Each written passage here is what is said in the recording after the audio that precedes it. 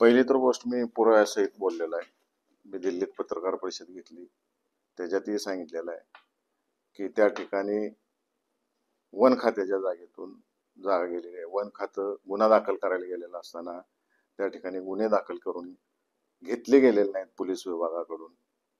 आपण पाहतायच की या राज्याचे मुख्यमंत्री देवेंद्र फडणवीस साहेब हे शिवरायांचे भक्त आहेत. शिवरायांच्या राज्यामध्ये असल्या गोष्टी चालत नव्हत्या. तिथं लगेच कडक शासन केलं जात होतं. आज देशात 355 नंबर अधिकारी, लाखो विद्यार्थ्यांच्या मधून निवडली गेलेली महिला अधिकारी तिच्यावर हल्ला होतो, परंतु गुन्हे दाखल होत नाहीत. त्या गुन्ह्यामध्ये सामील असलेल्या लोकांना अटक केली जात नाही.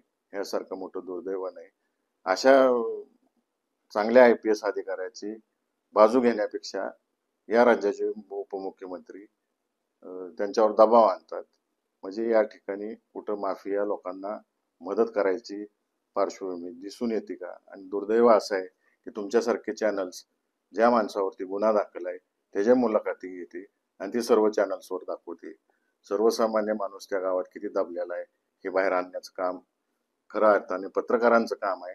ते केलं जात नाही आणि यात नाहकपणे राजकारण घुसवलं जाते. आणि ज्या गोष्टी आहेत, जे कोण काय बोलला असेल ते कायद्याच्या मार्गाने मी प्रत्येक गोष्टीत उत्तर देईन.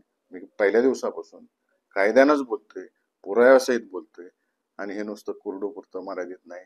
अजून बऱ्याच ठिकाणी हळूहळू मी सगळीच प्रकरणं बाहेर काढीन आणि ती पुराव्यासहित काढीन.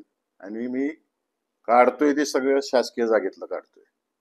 वैयक्तिक लोक माझ्याकडे आलेले नाही आहेत. अजून आले की त्यांचंही मी पुढे आणेन. त्यांना संरक्षण द्यायची जबाबदारी माननीय मुख्यमंत्र्यांनी घेतली पाहिजे. आपल्यावर जे आरोप केलेला आहे त्या व्यक्तीने, आपण मध्यंतरी म्हणाला होता की अजित दादांना फोन लावून देण्याच्या मध्ये अजून एक व्यक्ती होता, त्या व्यक्तीच्या माध्यमातून आपलं राष्ट्रीय गंभीर आरोप करायला लावले असते. मी या गोष्टींना महत्व देत नाही. प्रशासनाने, सरकारने कोणत्या गोष्टीकडे लक्ष दिलं पाहिजे? मी जे मांडलेलं आहे, सरकारच्या मालाची चोरी झालेली आहे, सर्व सामान्य माणसांच्या मालाची चोरी झालेली आहे. त्याच्यावर लक्ष केंद्रितच करत नाहीत आणि वेग कोण तर काहीतरी बोलते त्याला मी उत्तर देणं योग्य समजत नाही. आणि ज्यांना कोणाला काय बोलायचं आहे त्यांना स्वातंत्र्य आहे. आपला देश हा लोकशाही पद्धतीने चालतो. ज्यांना जेवढ्या टीका करायच्या माझ्यावरती ते बिनधास्तपणाने करू शकतात.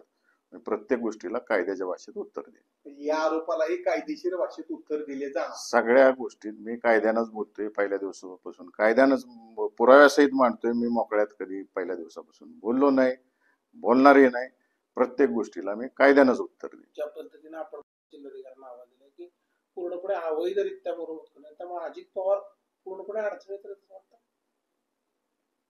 मी मागाशीच सांगितलं की आपल्या देशाची एक कर्तव्यदक्ष महिला अधिकारी त्याच्यावर अन्याय होतोय, तिच्या मागे उभं राहायचं सोडून सगळेजण तिच्यावर दबाव कसा येईल, सगळ्या शासकीय अधिकाऱ्यांवर दबाव कसा येईल, माझ्यावर दबाव कसा येईल या दृष्टिकोनातून सगळं रंगवलं जातंय. अजित पवारांना फोन डायरेक्ट त्या संबंधित गावातल्या पदाधिकाऱ्यांना लावला होता का कोण त्याच्या? मला समजत नाही. तुम्ही हा प्रश्न मला काय विचारताय? अजितदादांना काय विचारत नाही तुम्ही प्रश्न? हा सगळे तुमच्या चॅनलचे प्रत्येक ठिकाणी कॅमेरे आहेत. अजितदादांना विचारा ना प्रश्न. ते एवढ्या खालच्या पातळीला का आले राज्याचे उपमुख्यमंत्री असताना? मला विचारू नका, त्यांना विचारा प्रश्न. नाही, ते मध्यस्थी कोण म्हणजे त्यांना माहिती आहे, त्यांना विचारा ना.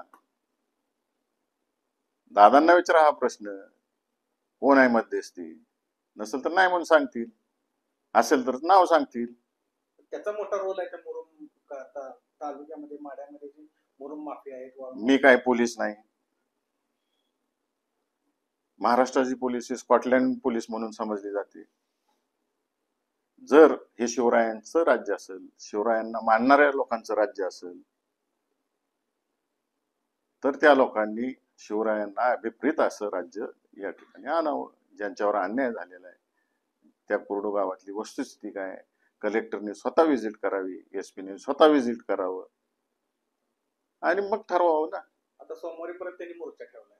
चांगला आहे, शुभेच्छा. नाही, मला एक सांगा, हे जर अटक का होत नाहीये, मग ह्या चौघांना ह्याचा विचार तुम्ही मुख्यमंत्र्यांशी वगैरे काय बोललेला आहे का? मी सगळ्यांची पत्रव्यवहार केलेला आहे.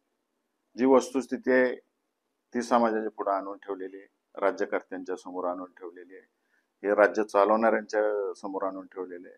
शिवरायांना मानणारे जे राज्यकर्ते चालवत आहेत हे राज्य त्यांच्या समोर आणून ठेवलेले आहे. त्यांनी ठरवायचं आहे आता की आरोप मी जे वस्तुस्थिती आणली त्याच्या मागे हात धुवून लागायचं का जे खरोखर गुन्हेगार आहेत त्याच्या मागे हात धुवून